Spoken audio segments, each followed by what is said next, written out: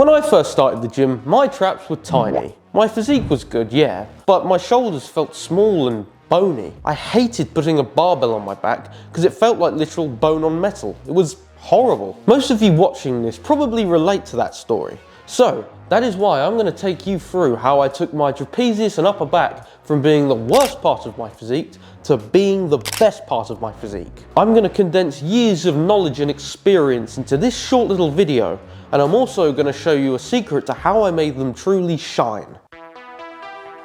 Back in my first and early second year of training, I took a more high volume and high frequency approach to my training, since I was quite new, perhaps like some of the people watching this video right now. In the beginning, I had literal parts of my workouts or days themselves devoted solely to trap training. I was constantly doing sets and reps of my shoulder shrugs, my upright rows, you know, what all the Arnold's and the influencers were doing at the time. Because I thought, I mean, they've got big traps and they do it, it's gonna work, right? By the way, I'm not trying to knock off shoulder shrugs and upright rows, because they are brilliant exercises, it's just what I was doing. Constantly training my traps all the time wasn't giving them time fully to recover, so I was kind of stalling my progress. And not just that, I was also using them in other exercises other than upright rows and shrugs. So I was kind of overtraining them, or at least not giving them enough time to rest. At the time, I didn't really have an idea of what volume and intensity actually was. I didn't even know what the words meant. So I was just, like I said, spamming loads of sets, loads of reps, and seeing if it worked. I was literally doing shoulder shrugs every day at the end of my workouts when I was training probably like 5 times a week, 6 times a week. So constantly doing shoulder shrugs every day wasn't even giving them time to breathe. Not only that, but training them with high reps in mind was kind of gearing them more towards muscular endurance. And a muscle which is better at muscular endurance is usually smaller. Plus, I wasn't even using that much time under tension. I was just doing the reps one after another, very fast, not slow and controlled. Plus, I had other limiting factors like my grip giving out first. And that is by far the worst feeling ever. Oh shit, I'm gonna sneeze. You see, it's not all bad. Doing all them sets and reps did teach me the movement. That is why doing lots of sets as a beginner is actually quite beneficial, really. The repetition is teaching your body the movement and it's building the neural pathways. But at the end of the day, when you're a beginner, your body has no choice but to respond to any form of training because it's never been trained before. You see, things were kind of working, but I knew for a fact that I wanted more.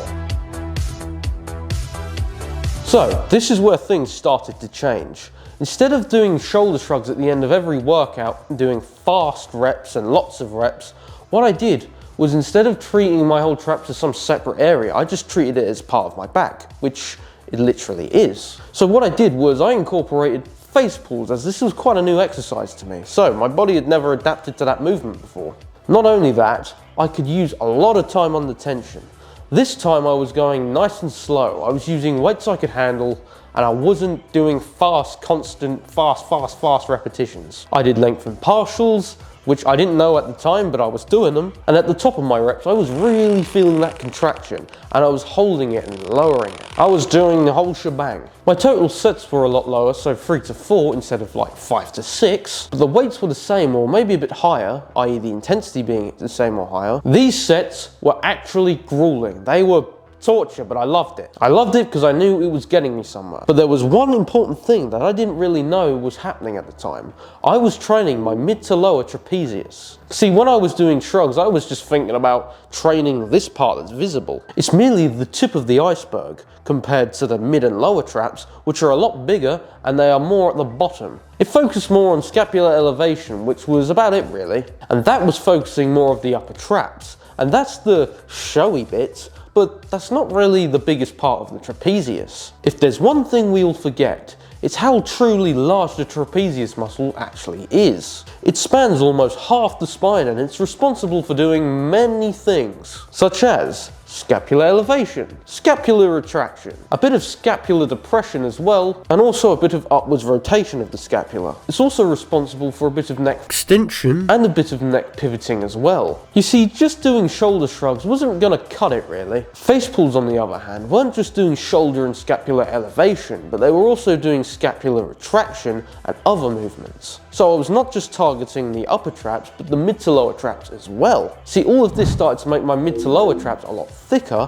which subsequently pushed up the upper traps a bit more, which made them show more. Not just that, combining proper volume and intensity and time under tension, stuff like that, boom, voila, big traps. Think about this for a second.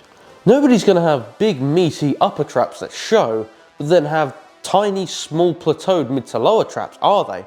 It just makes no sense! The way I see it is that the biggest head of a muscle will always grow to be the biggest rather than the smallest head of the muscle. Usually because the bigger head is responsible for something more demanding. Okay, so now that I've told you the important bits, I'm going to show you how I took my traps from being good to being amazing.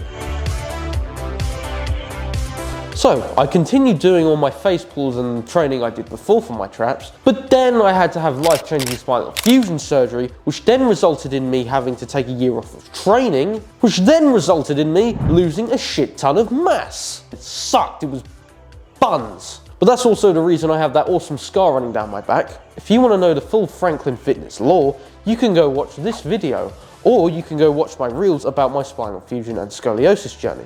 So after that incredibly hard journey, I got back to training a year later when I was recovered. So instead of training normally, I went back to literally baby stuff. So lifting bars, doing basic movements.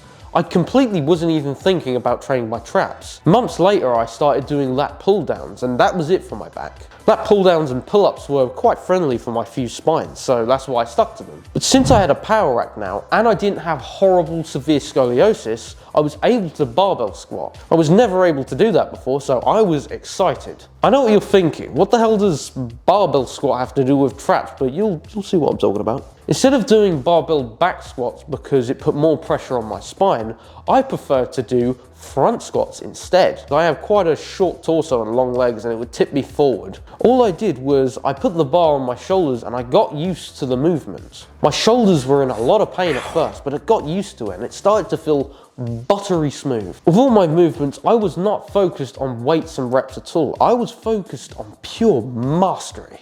Just finessing the form and lifting the barbell on its own.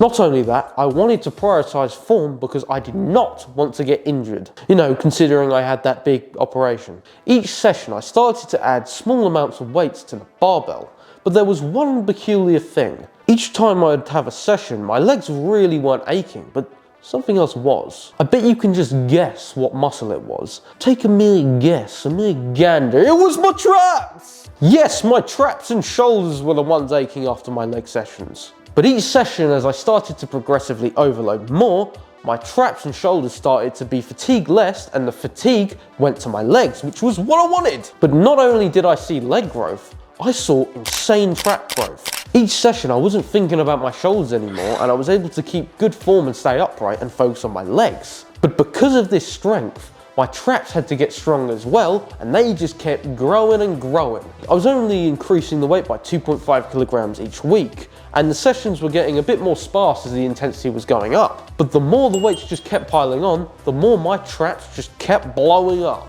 See, I can't really blame my traps for growing because they literally did not have a choice. My trapezius muscles were the main thing holding my shoulders up so the bar wouldn't just go forward and topple onto the floor and break everything.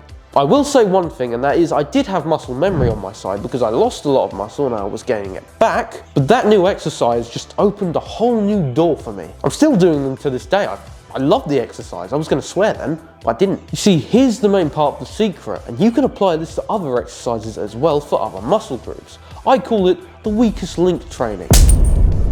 You see, what I was doing was I was doing an exercise where my trapezius muscles were the weakest link, i.e. they were the weakest muscle. And to get good form so I wouldn't injure myself and I could grow my legs, I was forced to grow my traps without me really knowing it by enforcing good form. So when my form started to get good and the weight started packing onto the barbell, my traps had no choice but to keep growing in order to keep up. If I wanted to get stronger on the lift and get bigger legs, my traps would have to get bigger as well. They would have to keep up in strength in order to keep up with my leg strength. And not only this, having good form because of my traps improving also led to more leg growth. It's kind of like a 2 birds 1 stone situation right there. My traps were the weakest link, so they had to grow in order for things not to just break apart. And not just that, as I moved and went deeper on the squat, it would force my trap to use different parts like the upper and lower and mid, which really gave them a run for their money. The constant progressive overload of the weight and the constant tension that was on it, because that is one of the main drivers of hypertrophy,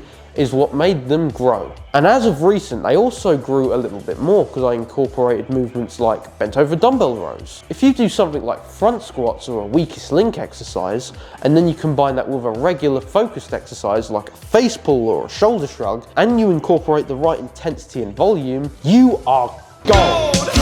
And as for the weakest link training applying to other things, I'll give you some examples. Let's say you want bigger triceps. You could just do tricep pushdowns as your isolation or normal exercise. And then you can do closed grip bench press as well as the weakest link, because the triceps are not going to be as strong as your pectorals and shoulders. Or for biceps, you could just do your standard bicep curls on a barbell. Then you can do barbells extra squats where your bicep and also back are the weakest link. And if you're wondering who coined the term weakest link training, it was me. I did that, it was me. I hope you learnt a lot from this video, and I hope it's going to change your training. It's much better than me crapping out a trap exercise and saying, yeah, just do this and it'll work. Hope you enjoyed the video, and if you want more videos like this, please subscribe. If you managed to get this far as well, you are going places. You've got an incredible attention span. See you in the next video.